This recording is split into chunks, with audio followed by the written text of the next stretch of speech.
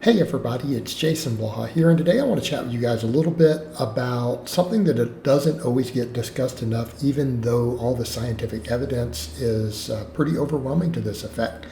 And that is in terms of physical activity, strength training is probably the most valuable thing you can do for your health. Now, when I make that statement, I am stating that as an objective fact based upon the sum total medical literature. And when I state that fact, I am not saying other forms of exercise do not have benefits. And I'm not even suggesting that adding additional exercise like endurance work isn't beneficial.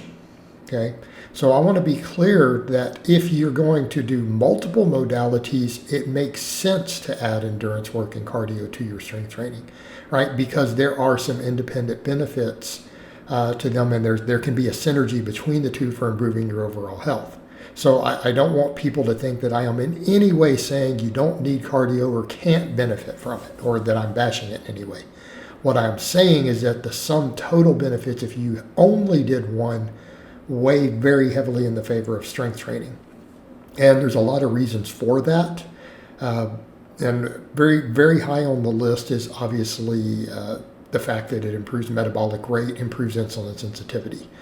So we need to be clear here, because when we're talking about a lot of metabolic syndrome and downstream effects of cardiovascular disease, the insulin sensitivity part and the nutrient partitioning is actually kind of a big deal.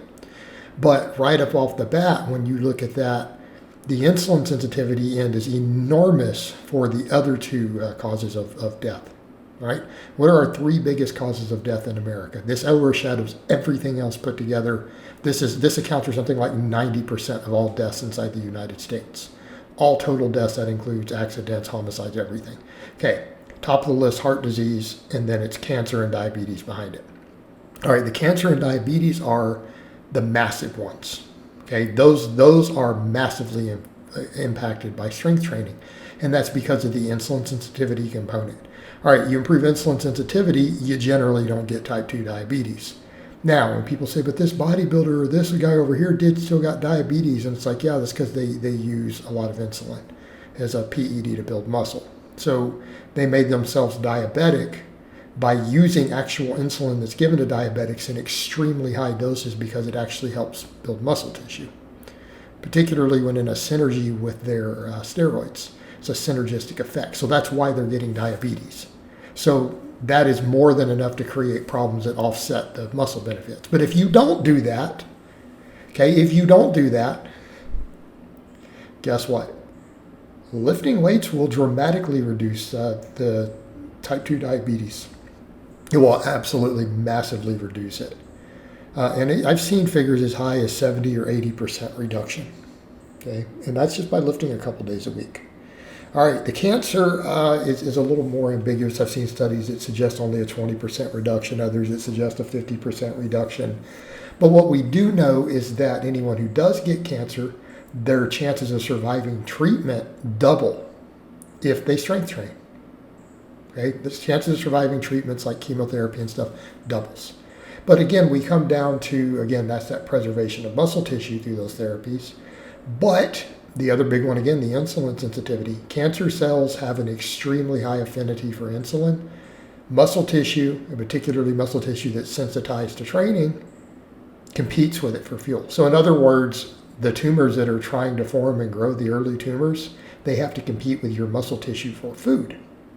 And as you would imagine, having more muscle can help slow their growth enough that your immune system can help get rid of them. Because keep in mind, we all get cancers and tumor, but our body usually disposes of it under normal conditions. And a lot of people aren't aware of that. You get all sorts of malignant cells, but your body gets rid of it before it gets big enough to be a tumor. We've got pretty good defense mechanisms in place. Okay, so that being said, muscle tissue can slow the growth of those tumors. It gives your body time to fight it. Okay, makes a lot of sense when you look at it. All right, cardiovascular risk. The studies that have compared cardio to, I know it's called cardio, compare cardio to strength training, find that strength training slightly edges it out for reducing cardiovascular risk. It's not by a huge margin, but it is measurable. It is statistically significant, the betterment. Now, of course, guess what happens when you combine both? That's real money. All right. What about all the other stuff? Sarcopenia, biggest issue as we get older. Gaining muscle will help keep you more mobile as you get older, in addition to all those other health benefits, but then it also causes you to have higher bone density.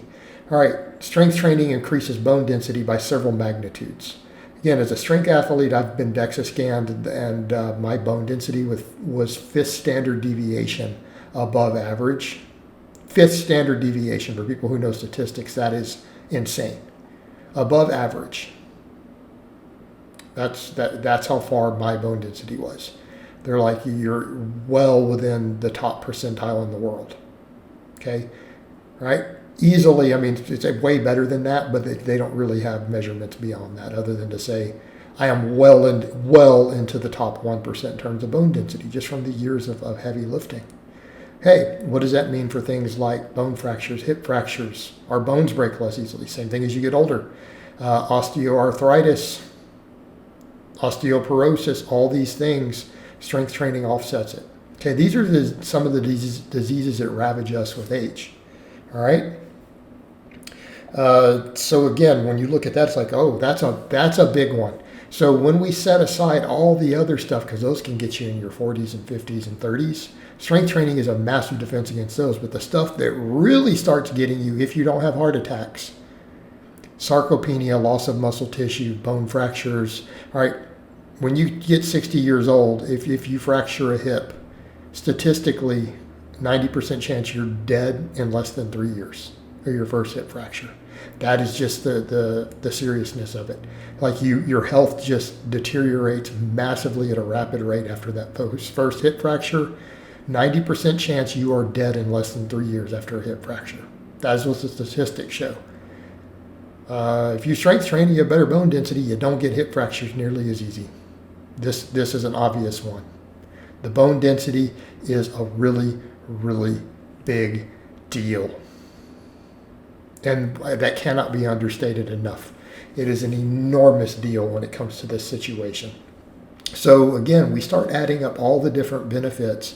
It starts to become extremely clear why strength training helps us with all these things in longevity. Helps us with all of these things. All right?